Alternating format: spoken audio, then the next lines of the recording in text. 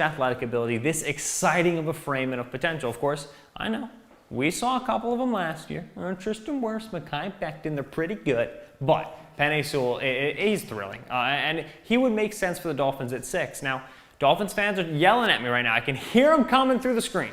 We drafted Austin Jackson, first round last year. Robert Hunt, second round last year. We have our 2 tackles.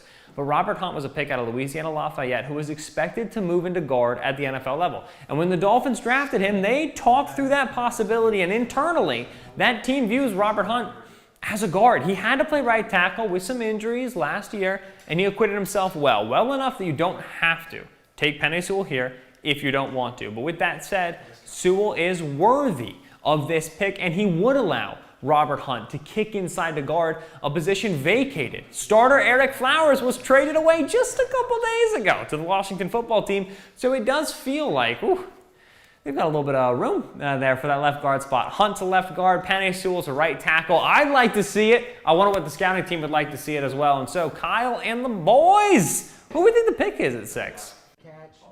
To me, I thought it was a home run pick. Well, here's the thing that's exciting to me about this marriage of Joe Burrow and Jamar Chase is you feel like you get ahead of the curve. There's no real transition time here where Jamar Chase and Joe Burrow have to get on the same page. They're able to insert him right away to be that top weapon. You look at T. Higgins, you look at Tyler Boyd, and you have to feel like outside of maybe tight end, Cincinnati has the weapons in place for Joe Burrow to really flourish this year, assuming everything's right with his knee. What do you think, Jordan? Yeah, I agree. And like I said, I think they're just trying to surround him with as many weapons to succeed as possible. And maybe their line of thinking is that we can get the offensive tackle in the second, third, or even later round in day 2 or day 3. But that's a very risky proposition, like you talked about, just because especially with Joe Burrow coming off the torn ACL, we know you want to figure out a way to protect your investment as much as possible. So was Sewell the right pick? Was Chase the right pick? We don't know. But we know that they're doing everything in their power to surround him with as many weapons as possible. Well, and you think about Riley Reif is here, right? You have Jonah Williams, who is healthy. And so I still think you're going to have that opportunity at the top of the second round, like you said, to get an offensive lineman that gives you that flexibility to kick Jonah Williams inside, and you get better at 2 spots with 1 pick. It's not like that opportunity is gone now that Sewell's off the board. And so Dre, when you think about Jamar Chase stepping into this offense, what are your expectations for year 1? I think that the thing is that with Chase being there and with T. Higgins having a great year this past year, what it's going to do is provide a lot of light boxes, and they'll be able to run the football better, which ultimately takes the pressure off of Joe Burrow. So from that aspect, I think they'll continue to address Joe Burrow. They obviously have to protect him, and it's going to be interesting to see what they do in the next few rounds to provide him some protection up front. So when you think about, I think the NFL's just had a really good track record lately with day 2 wide receivers. DK Metcalf, Terry McLaurin, Michael Thomas, A.J. Brown. The list goes on and on. And so when you think about the other side of that, who are some offensive linemen on day 2 that you feel like can come in and give them the starter that they're looking for? Brentley, anyone in mind that you think could be available for them in the second round? Yeah, I mean, I think Jordan said it best earlier. I think there's a couple guys in mind, right? You think about Liam Eichenberg from Notre Dame. He's a plug-and-play guy. He has really good balance, really good size. Not the most athletic, but he's pro-ready, and he can step in at either left tackle or right tackle or inside the guard, and it gives you that versatility. That way, they can just find the best 5 offensive linemen to put in front of Joe Burrow. Another guy I like is Alex Leatherwood from Alabama. Another guy with some versatility. He's played some right tackle, he's played some guard. He is the good length, and he's pretty quick out of his stance. He's strong at the point of attack. He's a guy I would love to see maybe play left guard and have Jonah Williams still stay at tackle, let him develop. I think that would be a good fit. Any offensive lineman day 2 that you like for Cincinnati to be targeting? Alex Leatherwood, just because they have a hole at right guard right now. We know who both of their tackles are going to be with Jonah Williams, and then they brought over Riley Reif as well to play that right tackle spot. So with Alex Leatherwood and his experience at guard during his first 2 years at Alabama, I think it's a natural transition for him. Yeah, so when you think personnel groupings with their weapons, Dre, T. Higgins, you've got Tyler Boyd, you got Jamar Chase. Is this pretty natural? You put Tyler Boyd in the slot, you let Higgins and Chase be the 2 outside guys? I think that their offensive coordinator can and will get very creative with how they're used. I think that it's a good problem to have when you have guys who can play a number of positions and can interchange. So I think it's a good problem to have, and they will certainly figure out ways to get them all on the field at the same time. What do you think about a field stretcher for this team as you really just kind of think about rounding out this wide receiver core? I think Higgins, Boyd, Chase, all really good receivers, not necessarily guys that are going to take the roof off the defense with consistency. Jordan, as you think about the construction of the offense, do you think that becomes a priority later in the draft, and maybe an option or two that comes to mind?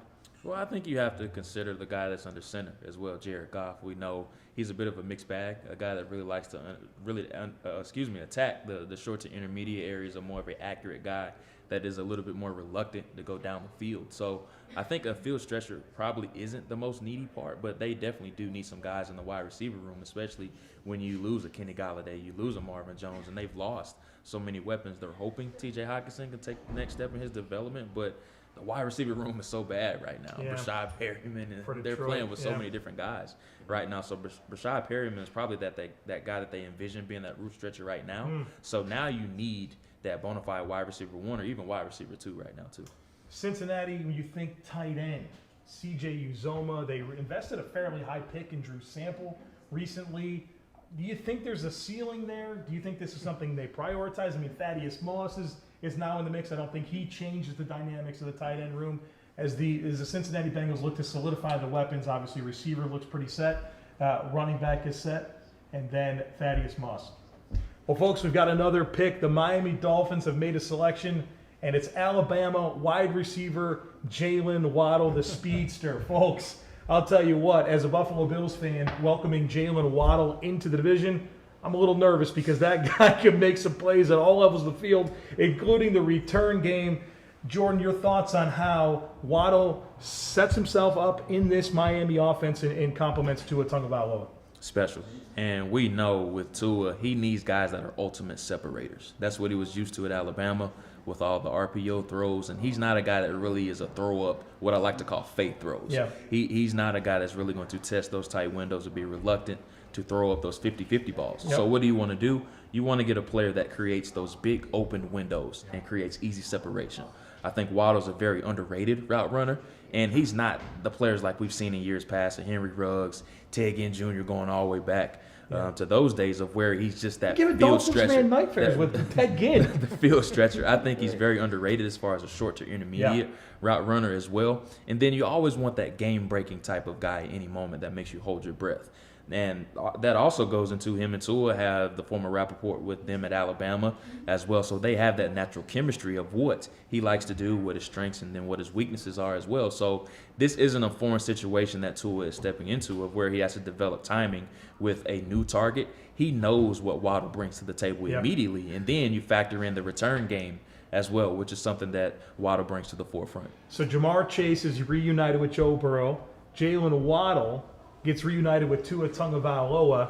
Dre, we talk comparisons all the time in our scouting meetings, and that Tyreek Hill name gets tossed around with Jaylen Waddle. Is that fair? Yes, it's absolutely fair. Two very explosive and dynamic players. Two people who have the type of speed to take the top off for the defense and threaten you. So when you have a guy who has that kind of speed, it actually opens up lanes to be able to run the football as well, because the threat of the speed sometimes is just as important as the actual speed. So I think that those two guys are very comparable, and it's going to be exciting to see Waddle in Miami be a threat to take the top off the defense. Brentley, the makeup of this receiving core for the Miami Dolphins, you have I was going to say Jamar Chase, but it's not. It's Jaylen Waddle. He pairs with Devontae Parker. Preston Williams is there. Will Fuller is there. They have Lynn Bowden. They have Albert Wilson. Mike Gesicki at tight end. Do they have enough at receiver now? In fact, Miami was paying already the most money in the NFL, 2 wide receivers, and they just pick up player number 6 to add to that mix. How does this work together for you? I mean, for me, Jaylen Waddle finally gives them a true number 1. A guy who, when defensive coordinators are game planning against them on Saturday, they have to really be afraid of a guy like Jaylen Waddle, right? I mean, he has game-breaking speed, as you guys mentioned, game-breaking acceleration, game-breaking agility, burst, explosion. Everything, the things the defensive coordinators really fear, he has. I think one thing that hasn't been mentioned is his ability to play the ball in the air, really go up and get it for a smaller, more of a speed guy, to me is exceptional. That's what separates him from the speed guys in years past. He can really attack the football. I mean, the Auburn game in 2019 was one that was just absolutely phenomenal from him. So I'm a big fan of Jaylen Waddle. He ended up wide receiver 1 on our consensus board. And then everything that he just brings to the forefront, I think that he's going to mesh really well with Tua. And they need that dynamic, athletic guy. And we know that's the type of speed that he's going to bring to the table immediately in this rotation. Myles Gaskin is set to be the recipient of all that speed. Pair him next to Will Fuller. It's going to be exciting. It's going to be great to watch. So we have Penei Sewell at 7, going number 7 overall to the Detroit Lions. We know that he was one of the biggest as far as top offensive linemen in this group. So what do you guys think of that pick? For me, that's what I have in my mock, right? I mean, you think about what Detroit is doing. They're in for a long-term rebuild. The GM, Brad Holmes, the coach, Dan Campbell, they signed 6-year contracts. They traded Matt Stafford. They got 2 first-round picks back. This is going to be for the long haul. What do you do in that circumstance? You draft the best player available. That was by far and away Penei Sewell. They have a hole at right tackle. Tyrell Crosby, a former Oregon Duck. You know, it's a Duck connection out here in Detroit. He's a good player, but he's more best suited to be your 6th offensive lineman, more of a swing tackle type. Penei gives you that right tackle of the future that you're going to feel great about, having him, having Taylor Decker, blocking for DeAndre Swift, blocking for Jared Goff. That's something that all Detroit Lions fans should be really happy about tonight. I think it comes down to, it's much similar to building a car. Like, you always want to build your team from the inside out. And with Detroit rebuilding, being able to add Sewell, who's one of the most dominant forces this past year, he plays with physicality and nasty demeanor, he will be a welcome addition to what they want to do on offense. So you guys have been in draft rooms before, and the thing that I've always wanted to know is how age factors into a prospect. Penei and Kyle Pitts are one of the only 2 prospects in this class that won't be 21 years old until October, which is very young for an NFL rookie. So from your experience, how does age factor into evaluating a prospect? I think that it's often looked at as a very good thing, because when you have players who are older, sometimes they're tapped out, sometimes they've already reached their potential. But a guy who's 20, he's still growing.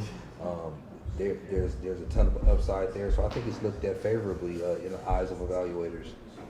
I mean, specifically, if a guy's young and he's already really, really talented and already has put on really good tape, then yeah, that it sets the player apart, right? It'd be another thing if he's young and, you know, he's shown flashes, but not really a sure thing. But if he's young, he's already playing excellent football, and he's only going to get better. Oh yeah, that goes a long way in draft rooms. So I know you're an Oregon guy, Brentley. As far as the positives and what Penei will give you immediately, presumably at right tackle, since Taylor Decker has already pretty much supplanted himself at that left tackle spot, him switching to the other side, does that give you a little bit of pause? But also, what does Penei Sewell give you from day one? No, I don't think it gives me a pause. I don't think it gives me a pause at all. The transition to right tackle from a left tackle, to me, it's actually easier, right? It might be a little unfamiliar in terms of your kick sets and your dropbacks and things of that nature, but I mean, it's something that he won't be able to get coached into, right? And you know what Detroit Lions are getting in Penei Sewell is they're getting a rare prospect. This guy has a rare combination of size, athleticism, technique, bend, and finish. And like I said, he's only 20 years old. He's just going to get better. And for what Anthony Lynn, the offensive coordinator, wants to do with this offense, in terms of run the football, in terms of really just establishing a physical mentality, that's what Penei brings to this offense. Which picks haven't we hit on yet? J.C. Horn. All right, so Horn, we haven't had this conversation yet. All right. Anybody have Horn? Anybody have Horn in their final mock draft? I did. I know a couple. Did you have him? I had Horn to Carolina. Wow. So, Okay, there Would we have go. gone to Denver. All right. Oh, so, I mean, like, you weren't too far off. Now, all right. So J.C. Horn going to the Carolina Panthers. I'll go to you first because you were the man who called it. Why does this make sense here for Carolina at number 8? Again, well, if Penei was on the board, Yes. I would have went Penei. I agree with you 100%. Horn, to me, one, there's a little Carolina connection going on, right? But Horn's side, his athleticism, just his mental makeup, his competitiveness, his swagger, To me, I could see why Matt Rule would want this guy in the building. Sure. And then there's a massive, massive hole opposite Dante Jackson. Yes. Right now, And they have. I mean, even in front of Dante. I mean, Jackson, I wasn't. you know, I like, was 100%. John, he could absolutely be CB1 for this team. Maybe not right away because he's a rookie, right? But I think that he certainly could be. No questions asked. And so when you look at the board, yes, you have Patrick Surtain, you had J.C. Horn, you had Rashawn Slater. Mm-hmm. But the player who I think can come in and really make a day one impact and help this defense that has players like Jeremy Chin, Derek Brown, Right. all these young players, Right. they were missing this guy. They were missing a lockdown corner. Right. Now they got one. No, that's true. What do you guys think? What do you guys think about the fact? I know you chatted about J.C. Horn potentially being CB1 off the board. He goes in front of Patrick Surtain. We waited. Hey, were people gonna love that aggressive mentality? Because he's a little bit louder. He's a little bit more in your face than Patrick Surtain. But people really like that about corners. So what do you guys think about him being the first one off the board?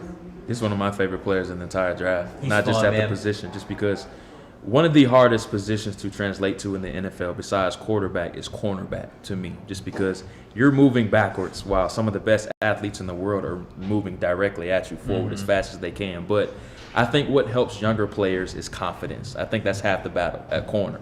And if you think about some of the elites at the position, Tre'Davious White, Jair Alexander, Jalen Ramsey, they bring that different type of charisma and swagger to the position just because they have that over-the-top confidence that helps them feel as if they are those natural competitors. And that's exactly what J.C. Horn brings to the table. And the Panthers spent every draft pick for the first time in NFL history since 1967 on the defensive side of the football. I know. And they continue that trend. They want to keep building on this off the defense. board defense. It is They crazy want to think build on about this that. defense. So I really, really like this draft pick. Dre, you're the former secondary guy. Tell us all about J.C. Horn. Was he your CB1 or did you have Surtain in front of him? He was my CB2 eventually, but Okay. Horn is a very competitive player. Great agility and coverage. Love the things that he brings to the cornerback spot. And Sure. I think that he'll be extremely well in coverage as a rerouter. From press, he can play off. He has the hips to do so. He's also intelligent enough and bright enough to play in a variety of different schemes. Yeah. So I really like what he's going to bring to the table in Carolina. So I think really we excited about the pick. I think we saw that this year. You know, he was Yeah. guarding tight ends, he was guarding slot wide receivers, he was guarding outside guys. It seemed Right. like whoever the toughest matchup was and the opponent that they had, that's who he wanted to guard. Right. That's who he wanted to go up against this week. Absolutely. So, all right, so we've got the Broncos on the clock right now. Justin Fields is still on the board, and this is what everybody is talking about. What do we think? Do we think this is going to be the pick? Well, time out. Yes. Is Aaron Rodgers going to Denver? I don't I know. mean, let's be I real. can't tell you. I don't think, I'm thinking of course. had Aaron Rodgers news not broken today, Yes. I think Justin Fields would have been a strong consideration. Right. I don't think you could take Justin Fields if you're George Payton, but there's a realistic shot you can get Aaron Rodgers. And look, I mean, if Justin Fields is their quarterback with who they want, then yeah, I guess you can do it. Mm-hmm. But you were really going to risk Aaron Rodgers, and I love Justin Fields. Yeah. And so I in good faith could not make that pick. I have to take my shot with Aaron Rodgers, and if I swing and a miss, I swing and a miss. But I have to at least take the bat. I think they might be with you, but what do you think, Jordan? Because a guy like Justin Fields is on the board. Aaron Rodgers is a what if. You don't know if you're going to get Aaron Rodgers. What do you think you do here? Do you take Fields and then eventually try to flip him to Green Bay, I even though they mean, already have Jordan Love? I feel like Justin Fields is a little bit better of an option than. Yeah. Hey, how you doing? How you doing? We're just sitting here talking about Justin Fields. Do you think that he's a better option than, say, you trade in Drew Lock over there? Do you think that that would be more alluring? Do you think that they would like Justin Fields over a player like Jordan Love? Yeah, I think absolutely. As far as a prospect, I think he's light years ahead of Drew Lock and then also Jordan Love as well. So if they take Justin Fields here, I would really like the selection. But now that comes into the equation of why'd you trade for Teddy Bridgewater? Are you going to use him as the bridge gap option? Patrick Surtain.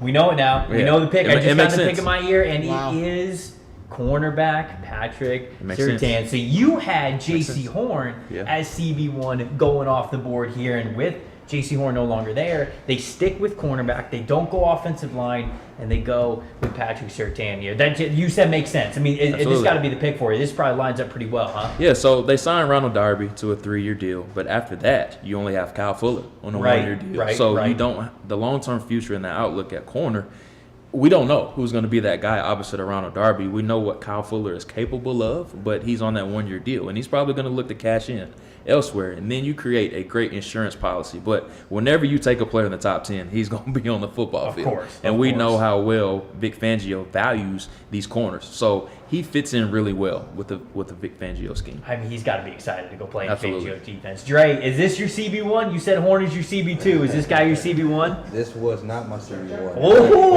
I do like the player though, but I do like the player. He has a ton of tools. He's got size, length, hips. He can play press. He's a good rerouter. He has the hips to play off.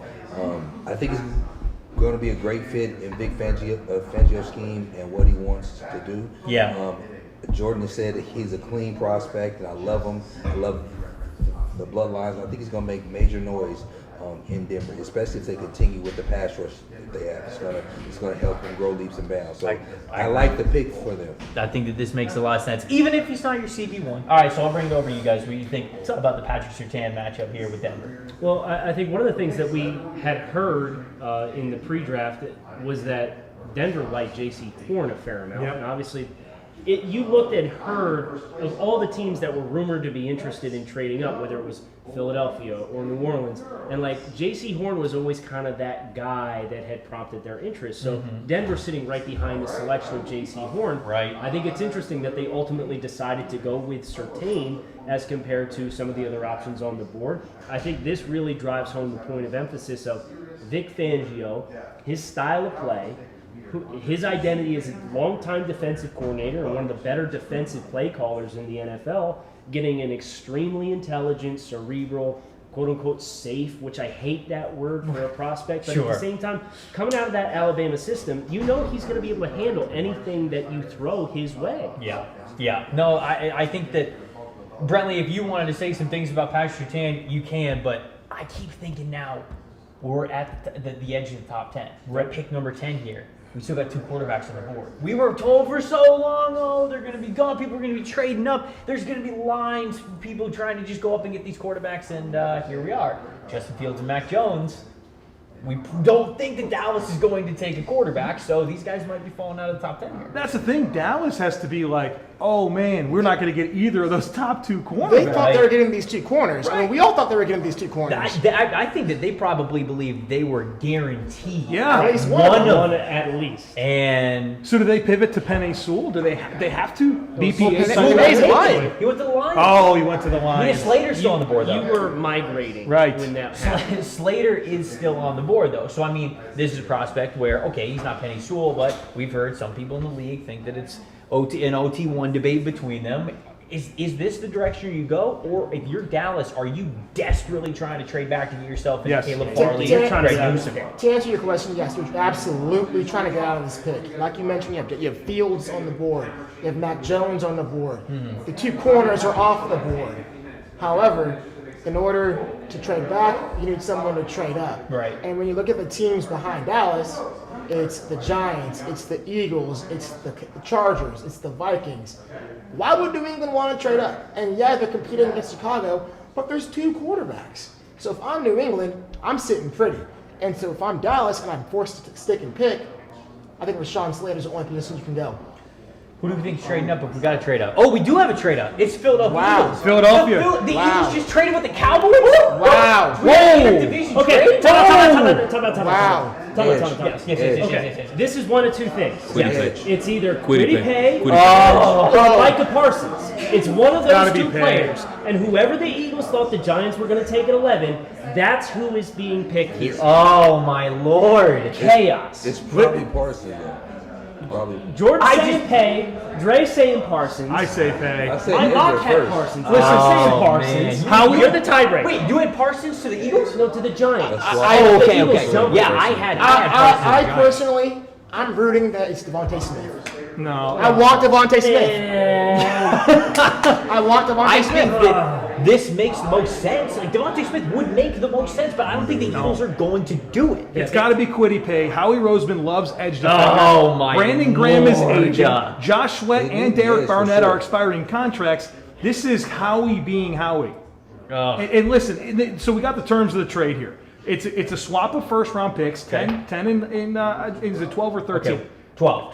12 and So it's 84. 12 and 84 for 10. Because 84 is a third round pick. Oh. A third round So pick. they give What a a- third to move up 2 to just go in front of the Giants to get their guy. I think there's got to be an edge rusher. There's no way they're Talk picking about a linebacker, bullying the New York right? Giants, little NFC East. I can't believe they did the deal. I'm I can't surprised believe too. this either. Maybe I'm they said, surprised well, by it's that. probably Penei. Come on up and to get be him. fair, if I'm Dallas, I do this deal because I move back 2 spots. You get the same player. And I'm going to get the Yeah. same Yeah. player. Right, and I no get doubt. a With third, both I get corners off the 84. board, And too. do Yes. you Yeah. think that this was a similar desperation move from the Eagles, who probably loved J.C. Horn? And Yes. the fact that he went off at 8, Absolutely. they went, oh no, we've got to make moves. We've got to go get somebody that we want. Because of course, after Surtain's off the board too, it goes 1-1, and then they might be panicking. They might be sitting at 12 thinking we're getting one of 3 players, and all of a sudden, 2 of them go off the board sooner than you thought. And they must think the So Giants listen, were in well, on the wait a player they minute. want. Hold on, Would Would this be Rashawn Slater? For Philly? I mean, We need a left tackle. if they thought the Giants were going to pick Slater, which they could have, I mean, I thought that they were going to go a different direction, but So Philly drafted Andre Dillard 2 years ago, and by the end of his rookie season, there were some whispers that maybe he was already going to be on the trade block. As Right. far as they weren't sure how much they liked Andre Dillard, so I wouldn't rule out Rashawn Slater because, Dre, like you said, this entire motivation to move is to get in front of the Giants. So whoever Philly's intel told them that the Giants were interested in, that's the pick. It could be Rashawn Slater because Slater would make a ton of sense for Gettleman and the Giants. It could be Micah Parsons because they need more athleticism and playmaking ability on the second level. And it could be Kwity Paye because Dave Gettleman has gone out and got 18 defensive tackles and has nobody to rush off the edge. It could be receiver. And so to me, I mean, I'm just spitting out right here. this is what we're here for. If Rashawn Slater does not go here to the Eagles, if I'm the Chargers, I am Yep. begging the Giants. I'm calling Gettleman. To say, hey, look, I know this let ain't me your get thing. Rashawn right, Slater. right, I am freaking out on my knees begging Dave Gettleman. right. Let me get ahead of Dallas and let me get my left tackle. Oh man, I wonder if Gettleman would do it. I really. I mean, why wonder not? what it would take. Dallas just screwed over Gettleman, so if I'm Gettleman, here's payback. Is there a chance that the Giants might be interested in somebody who they think they might be able to still get at 13 that Dallas would also be interested in? You know what I'm saying here? Because that would be it. Do they It's so believe funny, that the Dallas Cowboys would take their player? Because if not, I don't think there's any chance Yeah. that the Giants are going to move. Gettleman's never been that No, player. he's personally. never done this. He's literally never done this once. I wouldn't expect this to be the case unless Gettleman said, I don't want to be the guy that gets fleeced. I want to do the fleecing. And Right. I don't have the good Gettleman impression. That's this guy over here. I don't do Gettleman. I don't think so. The only thing I can do Gettleman is the typing. computer Yeah. people. The you know? typing. So Who do we think it is? Well, they just I showed think it Devontae. might- Look, they Hey, just I showed think Devontae it Smith. might be Devonta Smith. They just showed Devontae Hey. Smith on camera. Why would they trade it for Give me my Devontae Smith? flowers if it's Devontae. Well, the pick is so the pick is in, Okay. Pick is in. and so the speculation continues. But there's a card turned in. They just showed Devontae Smith, and often the broadcast doesn't lie. Right. So I don't know, man. So Were we- the Giants so- really going to take him? At So that was spot? this defense by Philadelphia, if that's the case? Because we talked about this is who we think the Giants are going to take. In Philadelphia, are they playing defense against the Giants? If this is the pick, if they did show Devontae Smith and that is indeed who is selected here, it's just kind of piecing together, okay, what's the motivation to make this pick? right? Evidently, they believe that whoever the player they're coming to get was definitely in play for the New York Giants, who we've heard Kwity Paye, we've heard Devonta Smith. And I think Rashawn Slater is another player that would not surprise me at all that they wanted. For the Giants. Yeah, I mean, Dave Gettleman loves his Yeah. hog mollies. They just said goodbye to Kevin Zeitler. Right. Right. And it's a make it or break it year for Daniel Jones, right? Stand and deliver. You have to show growth. Which pick makes the most sense? Let's not talk about who we think it is. Do you think Devontae Smith makes the most sense? Yeah, they need a receiver. Okay. What about you guys? I mean, all narratives. I'm all- Devontae Smith. All like analytics with the Eagles, everything aside, which pick do you think would make the Eagles best? Devontae Smith. Okay. You want to be able to see what you have in Jalen Hurts. This is an evaluation year. Right now, your number one receiver is Travis Fulgham. Travis Fulgham. You have Jalen Reagor. You have Greg Ward. Those guys aren't striking fear in any defensive backs. Devontae Smith made the most sense, and I think he's the pick. What about you guys? What do you think makes the most sense here at wow, I almost said number 12. Number 10. Number would be- 10 Yeah. overall. We can confirm, by the way, the pick is in and it is on the podium. Wow. Okay. Wow.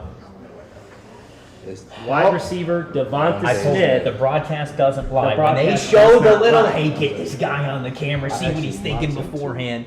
Anybody have Devonta Smith with the Eagles at 12? No, because I Ben had him with Solak told me for a week that they wouldn't like him. Blame it on correct. Ben. Is that true? Blame it on Listen, Ben. They traded up for him. Ben crushed CQ. Yeah, yes, he did. But he hung Give us us back. all out to dry as it pertains to Philadelphia's interest in Devonta Smith. Yep. Not only There's did no they doubt draft him, about it. Yeah, get he's over coming it, out of Jay. here.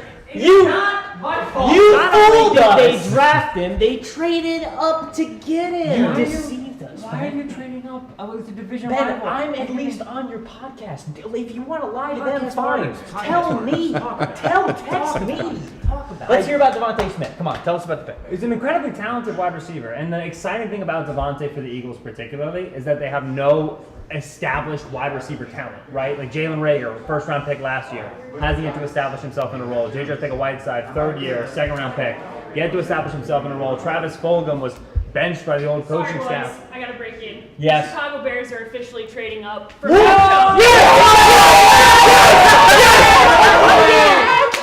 Mac Jones. Why are we happy? Why are we happy? Paige called it. Because I had it called in it. my mock draft. Everybody called it. Relax, guys. Hey, they're gonna take Justin Fields at 14. Yes. Who's taking Justin Fields at The 14? Vikings. Relax. Stop. We have a lot, They're gonna take we have him. a lot of NFC Let's North. go. Okay, I was just gonna say we have a lot of NFC North chatter going on. Jamie is feeding me picks from over to the left. He told me the Bears are moving up. Mac Jones. If they take Mac Jones over Justin Fields, like I might lose my mind. And look at Jordan's face. Can we just go a little camera angle here? They Because this traded is- up for okay, Mac Jones okay, and Justin Fields This was on is the board. okay. So